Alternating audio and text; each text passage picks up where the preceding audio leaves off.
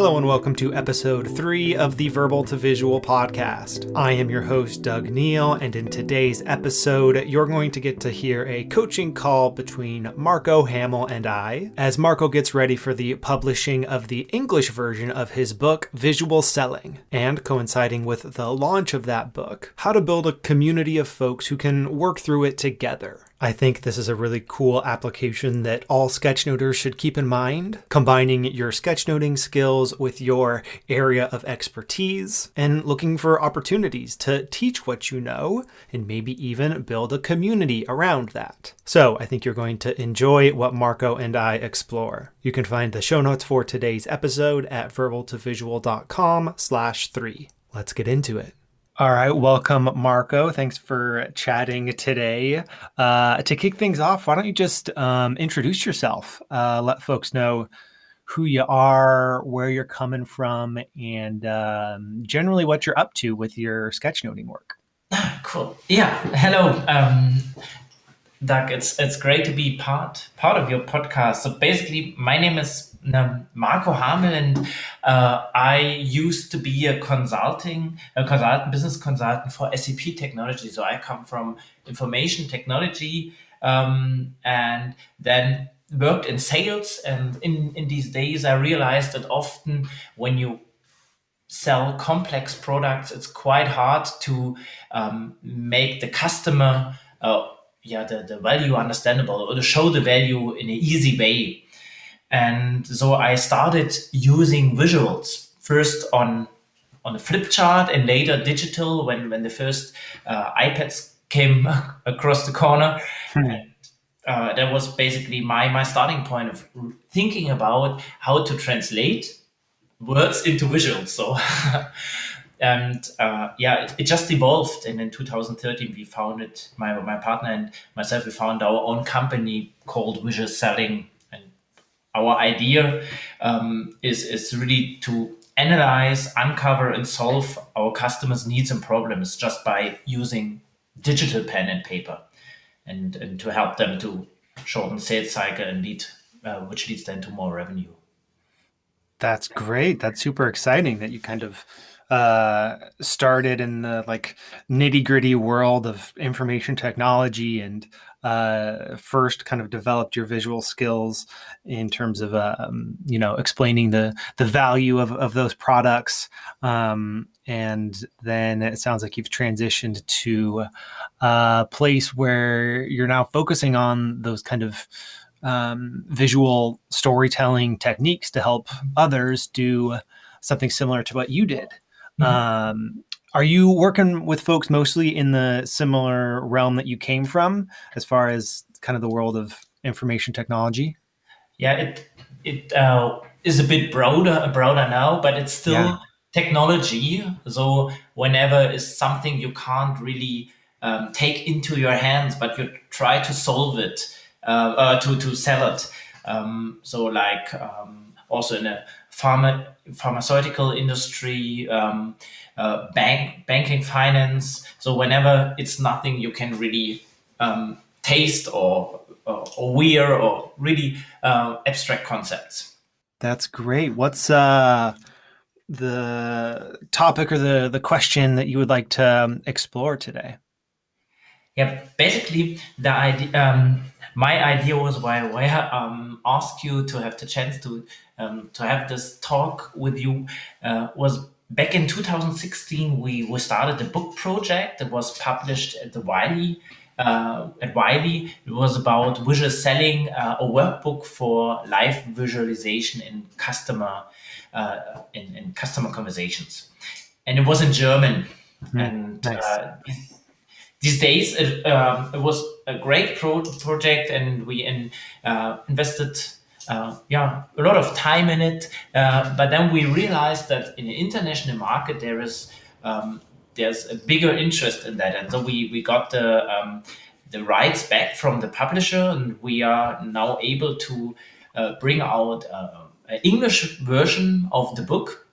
And our idea is to make it a bit different now, because we wanted to have more community-based book, which means it is in English, and we have our content, and we also bring an example, but we want to grow it. So to have a platform for the book, but it should live because it's a workbook. Also in the German version, you can draw in it. You can think about your conversations you have with your customers.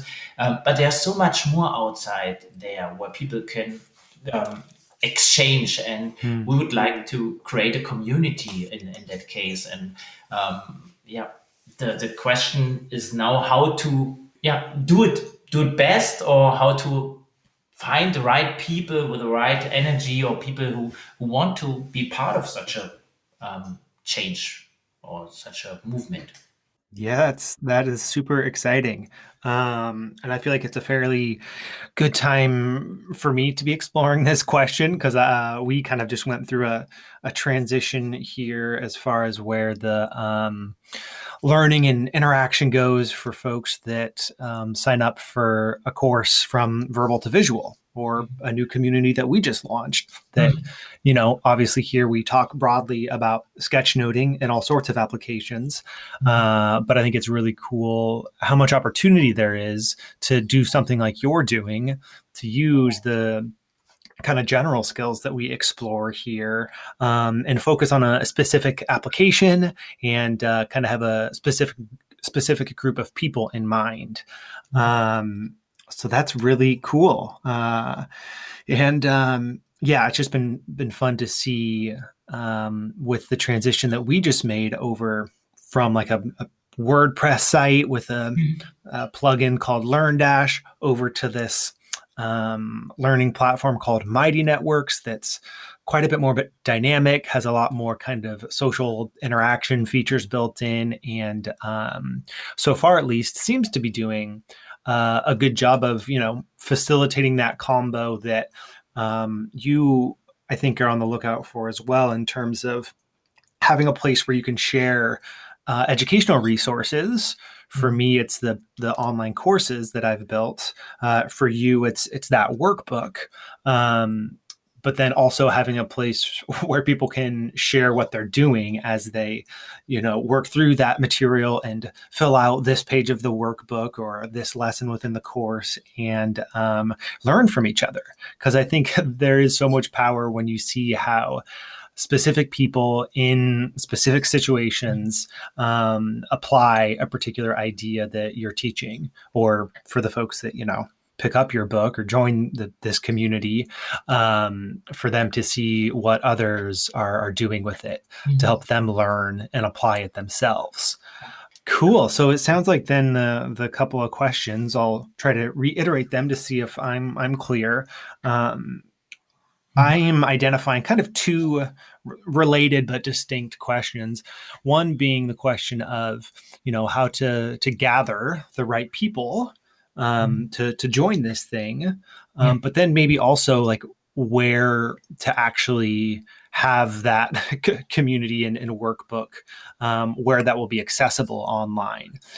Are those kind of the two questions? Am I hearing those correctly?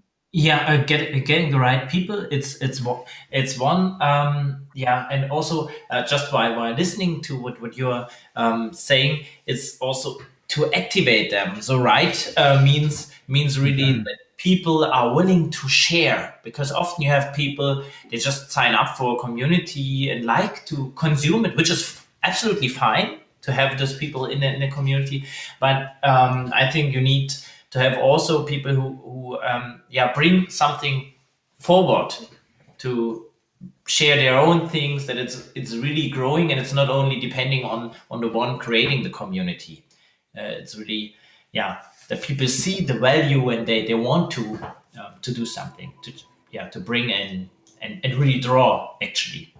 Right, and actually share their drawings too, because I know that's a big hurdle for a lot of folks that are just getting into this type of work.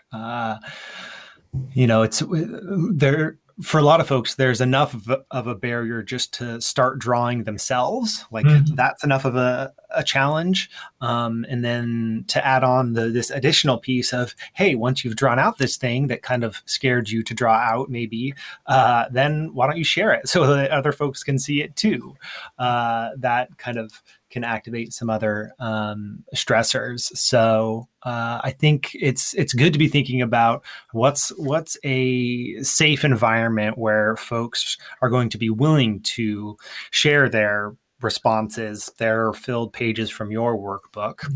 And in my experience, what I've seen, more recently within the Mighty Networks platform that we've got going, and in the past too, with kind of the various forms that community has taken with my work over the past 6 or 7 years, there is a benefit just to creating this semi-public space that exists within whatever platform you might choose to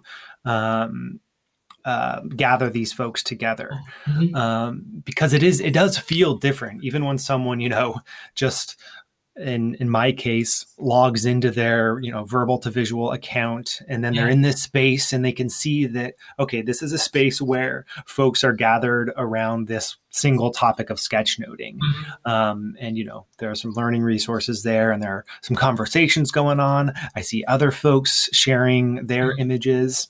Okay. So I think once folks enter that space that's semi-public, so they're not like posting it on Twitter for everyone to see.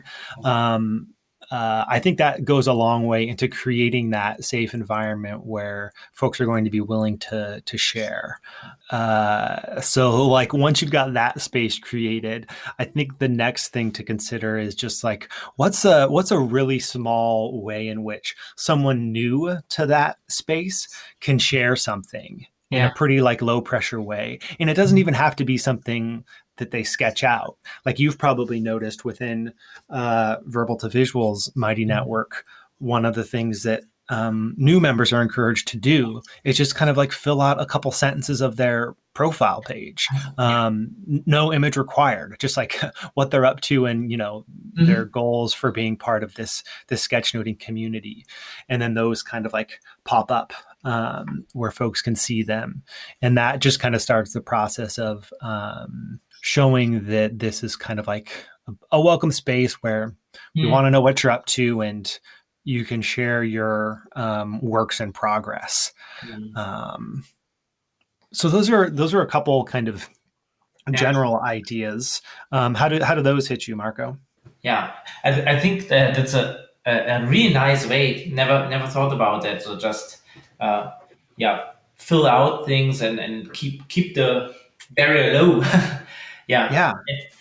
and also the other thing you mentioned, yeah, having this semi-closed area, because we started back with the German version. We started in social media with a dedicated group, but it's quite difficult because it's somehow open. Because Mm-hmm. at least it feels open, even if it's closed, because it's on LinkedIn or Facebook or so, and people hesitate sharing things, and our visuals are only interesting if they have some context Yeah. to learn a bit yeah, about the company or how they do it. Even if there's no name, the visual tells a lot about the industry, and so, and people hesitate sharing this kind of, yeah, somehow, yeah, sometimes seen internal information, even if it's a product that is available in public. Yeah, how to describe that visually.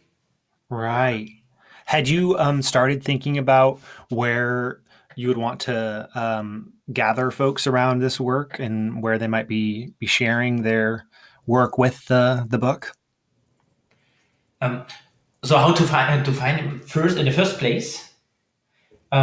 So yeah, we see at the first place, so everyone who orders the book or uses the book is automatically invited into the community in some space. So really to grow it and yeah, to create maybe new ideas, new materials, or really having a growing learning space. And the book is just a foundation. So that was the first part, readers, and the second would be yeah, announce it in different LinkedIn groups, looking for people who might be interesting to develop their skill and share and exchange. Yeah, I see that fitting well. One potentially tangent of a thought that just came to mind. I'm curious if within the book, are there I, I've just started thinking about the ways in which folks might share what they do with the workbook. And we had just talked about, when there's a semi-public space to share the work, that the fact that it's semi-public and not fully public allows people to be a little bit more vulnerable with what they share. And some of the exercises and the, especially customer conversation type visual structures that they might be filling out and sketching out. Some of those they will want to keep more private than public. Yeah. But I'm curious if some of the activities within this workbook are potentially meant to be forward facing in a way that folks can share them on LinkedIn, on Facebook, on Twitter, in a way that serves a couple of purposes. One, for the person sharing them, obviously, that's a way for that individual to help show people what their work is all about. That's a power of sketchnoting that we talk about a lot, like the storytelling power of it. So it serves your readers well in that way. But then potentially, if they're using your template that has, the title of your book and the bottom or the corner or whatever, when folks share that also becomes, a promotion of your book and or your kind of online community as well. I'm curious if anything like that is kind of built into the book already, or something that you might be able to incorporate with the new community that you kind of get off the ground with the publishing of the English version of the book. And what might fit into that area is that we developed a method which is called visual story selling cycle, which is basically based on Joseph Campbell's hero's journey, but simplified. Not the full hero's journey because it's too complex for a sales conversation, but in a very simplified way, how to show others a testimonial of your work in a visual way. And sell your own success or of your product or of yourself, and to promote that because it's about you and it's about showing how you solved things in the past in a good way. Nice. Is that kind of like, I've heard the term like customer success story? Is it in that realm too, where folks can share the success that their customers had with their product? Yeah, it could can be the customer. It can also just on a product side. It's basically that you have like in a hero's journey this challenge that is there. You describe it visually, and also what made them hesitate of using it or following it. What is the problem? And then basically the way where this person then finally decided, okay, I go that way, and basically at the end describing the success, what they really achieved with that decision, with that product, with that solution. Nice. This is I see that being a useful both a useful template that has like familiar touch points, because I think most people, I guess I'm probably a little I spend enough time looking at what's going on in the world of business and creativity, so I've seen kind of various forms of that hero's journey over time. But I think there's lots of opportunity for folks to add their own visual touch to it, and particularly what you said about kind of like simplifying it. I've seen some very complicated 14 steps of like the hero's journey, but simplifying it down in a way that's a little bit more digestible sounds helpful. But then I think also that the hero's journey is familiar enough to a broader audience that I could see people kind of latching on to that that way of sharing what a product does and the kind of transformation that it helps provide. So that's very cool. That's and it's a really nice idea, Doug. I really appreciate it. To use one of these kind of templates resonate with the people. Cool. Yeah. Well, so we've talked a little bit then about some ways to make folks feel welcome and willing to share when they maybe pick up this book of yours and see that, oh, there's a online community that I could go participate in, and maybe they go through those doors and start sharing there. Are there some other specific questions around that you wanted to explore, potentially like where that community could live or other aspects of the sharing and kind of community activity? What do you feel like is still a open-ended question for you? Yeah, so basically, when I saw it, the community work, how you are doing it, it's a big involvement from your side to run it. But what do you say in the ideal world? How much involvement is necessary from the person creating the community, or is it then later on more a dynamic thing? Yeah, that's a really good question, and I think one that applies to anyone who is gathering folks together around a topic that they're interested in and helping others build their skills. So I think this would be relevant to plenty of listeners as well. What helped me a lot in defining my role and the specific commitments that I would have bringing together this community. I talked through this in a video that I published not too long ago.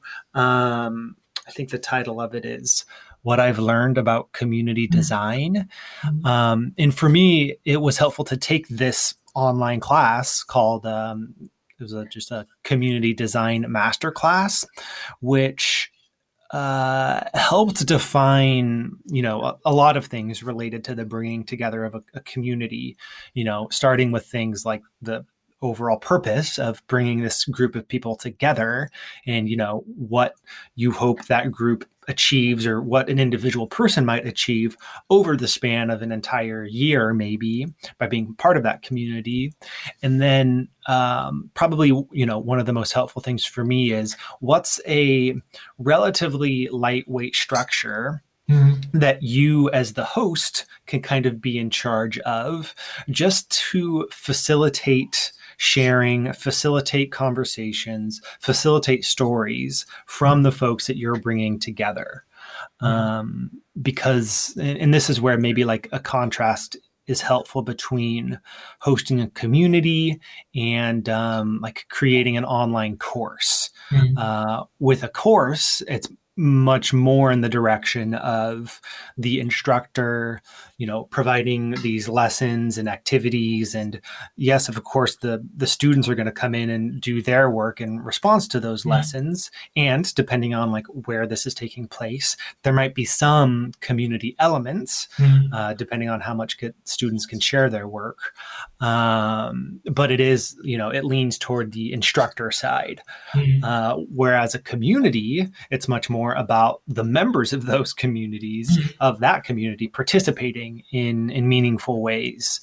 And I think you're set up well for that based on, the way you've kind of described your book, Visual Selling, in that at its core, it is a workbook with, these activities that folks can use as they're having, customer conversations and the different pieces that might come through that process.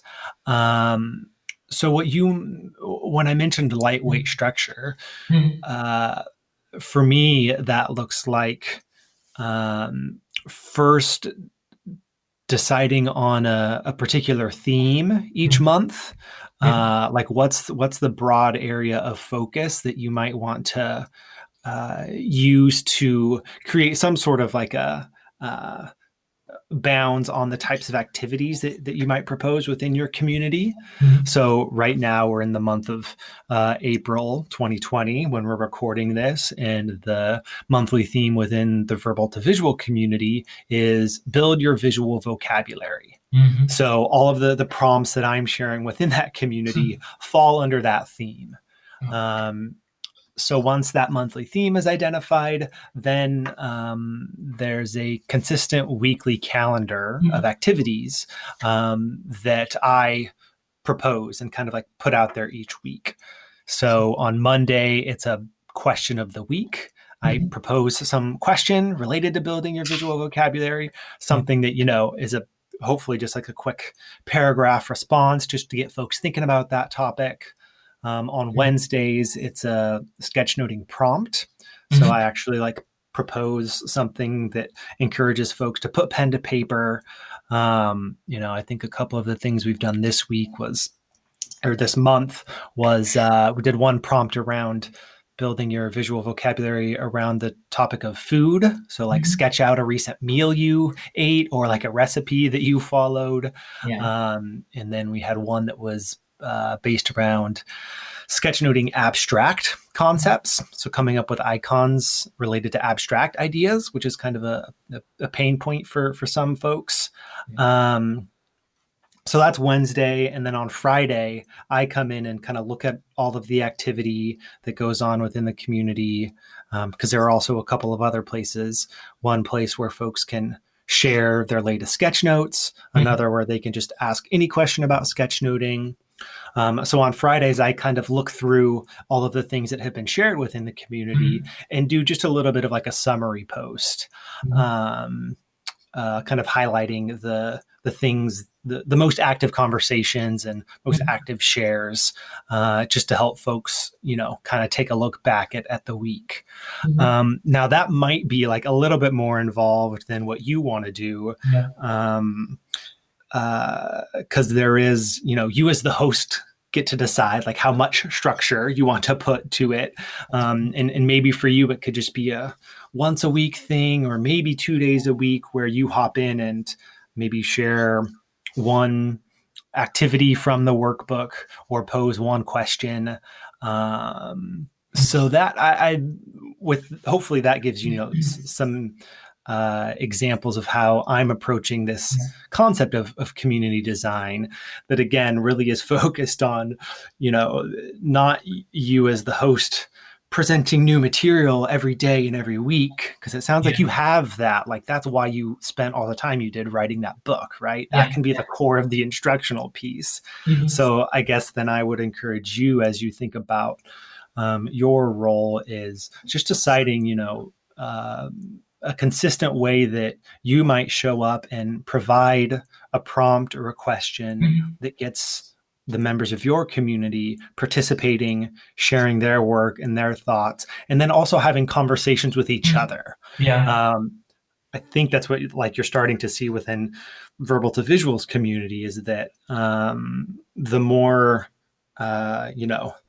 the longer the thread, the comment thread in response to a prompt or someone sharing a thing, Mhm. that's like a good sign if various folks are coming in and sharing their thoughts.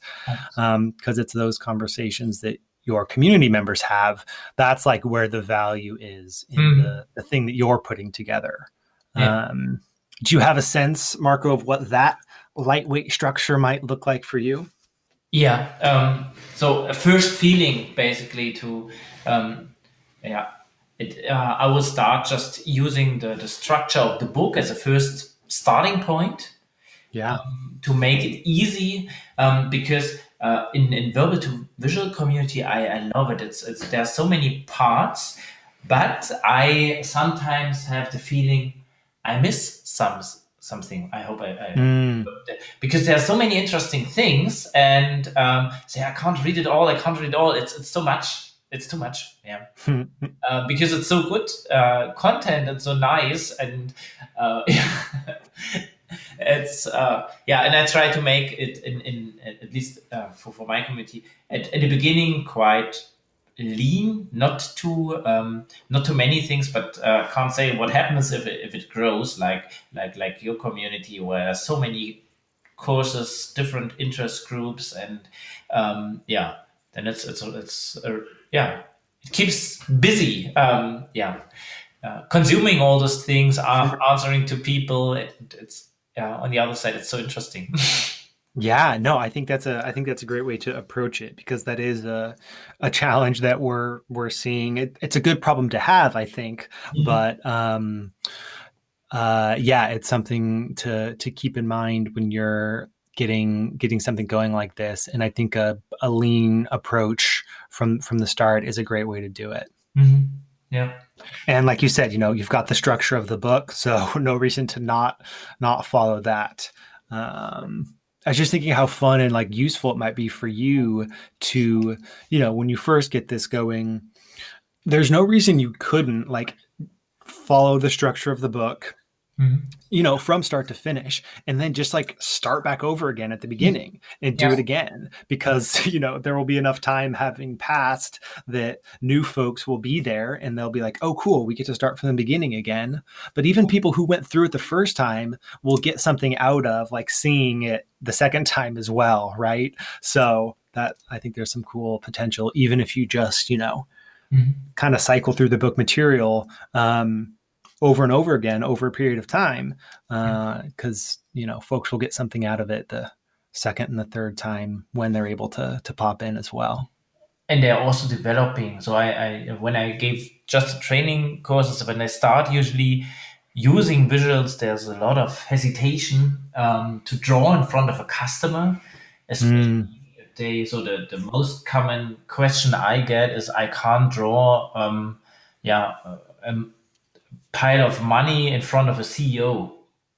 So and then really they start maybe abstract with words and a bit structure, and then the more they do it, the more it changes. So yeah, it makes totally sense starting from the beginning and see how your approach changed and evolved.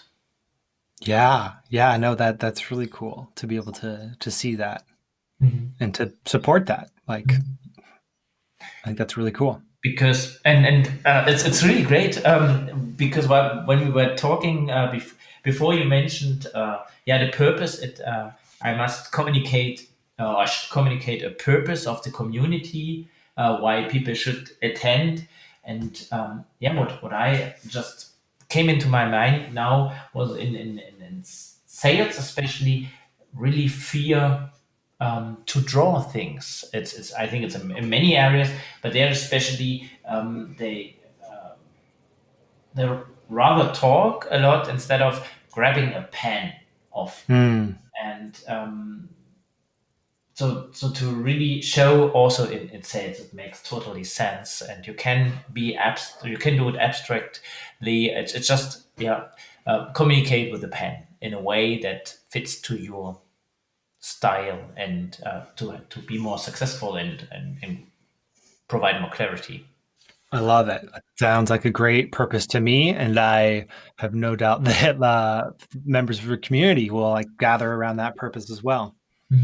Well, that might be a good note to end on too. We're kind of right around the half hour mark, which is a good constraint that I try to put on these conversations. Any final quick questions you wanted to hop in before we wrap things up for today, Marko? Basically, for me, the most important question is just I think I asked it also in the community, the timing at the begin. What would you say? How much effort to put into the creation of this community until it starts? Because when I think when you have the plan like you described it, question of the week, and first post is in, and maybe there is no answer. Yeah, how to really get the answer, get the involvement of the people.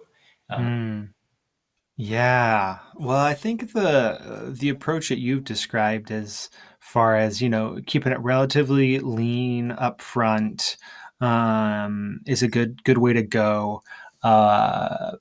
Because there is a benefit to, I think the balance that you're trying to strike in terms of the types of prompts and the number of prompts that you put out there Mhm. is, enough prompts for folks to feel good about the pace of engagement, the opportunities to engage throughout the week, but Mhm. not so many that people get overwhelmed with the, Mhm. number of options, right? Because when you strike the right chord with that balance, then, you give folks enough time Mhm. over a day or two or whatever it is to respond to that prompt. Even if they don't respond to it, like when they very first see it, they know that they're going to have a little bit of time to like come back to it if they can't do it right Ah, then.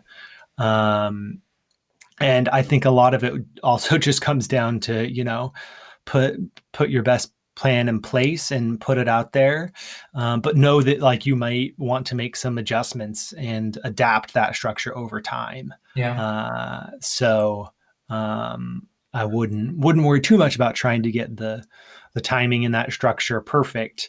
Go with something that you feel good about, and then if you need to adapt it based on how folks are engaging with it or are not engaging with it, you Yeah. can kind of do that over time. Mhm. So that might be, the willingness to adapt your community plan, if you wanted to call it that. That might be a important piece to uh, communicate, or at Mhm. least have in mind yourself. Thank you so much, Doug. That was really, really helpful, and yeah, great, great opportunity to chat with you and exchange ideas. So I'm curious, yeah, what happens also in your community, and it's so great to be part of it. Yeah, well, thank you for being an active member there. I appreciate that. Longtime member too. It's fun to connect with folks that have been kind of around the verbal to visual work for a while now. So I appreciate you being an active community member, and I wish you luck in the publishing of the English version of your book, Visual Selling. What's the best place for listeners to go to find out about that? And also, when is the book coming out? Yeah, the best place is our web page. That is at the moment we refurbish it and reconstruct things, and it will be online in mid end of May in English and German. It's visualselling.de, de for Germany, and the book will be out end of the year, so just before Christmas. Translation is done, but the visuals, I created them back in 2015, and I really want to redraw them all because I want to have a new style, and it just evolved, and also have more customer examples in it. And this takes some while. And I made a wrong choice when I first created the book. It was in paper 53 in this app, and it's really it's a nice tool, but it's not very flexible, so I can't change anything because it's not a vector based. So these days I work with vectors, and it's much easier. So I really have to redraw everything, especially the German text, and I have to translate it. I have to redraw. Gotcha.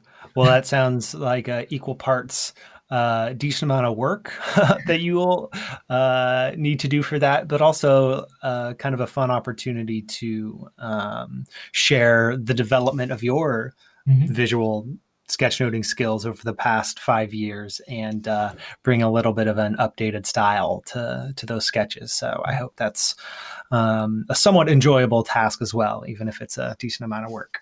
Absolutely. Thank you so much, Doug. Great. Thank you, Marco.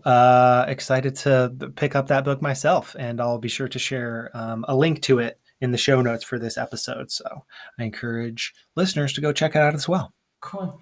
I hope that you enjoyed that conversation between Marko and I feel like it's worth pointing out that what we talked about for building and growing a community of establishing that lightweight structure, launching it, and then iterating as you go, I feel like that's true of sketchnoting in general. Think about what lightweight structure you can add to your note-taking process. Give that a go. See if the structure that you've created for your sketchnoting process works well, but then iterate from there. Keep the pieces that are working well, get rid of those that aren't, and maybe try something a little bit new next time. Also keep in mind that there's no shortage of opportunities to spread your visual thinking skills to your own communities and your own industries. And if you'd like a bit of support as you continue building your sketchnoting skills and sharing those skills with others, check out the resources available at verbaltovisual.com. You can check out our free download called Getting Started with Sketchnoting, or hop right into one of our full-fledged online courses. Maybe even the resource, Build an Online Course with Sketchnotes, if you'd like to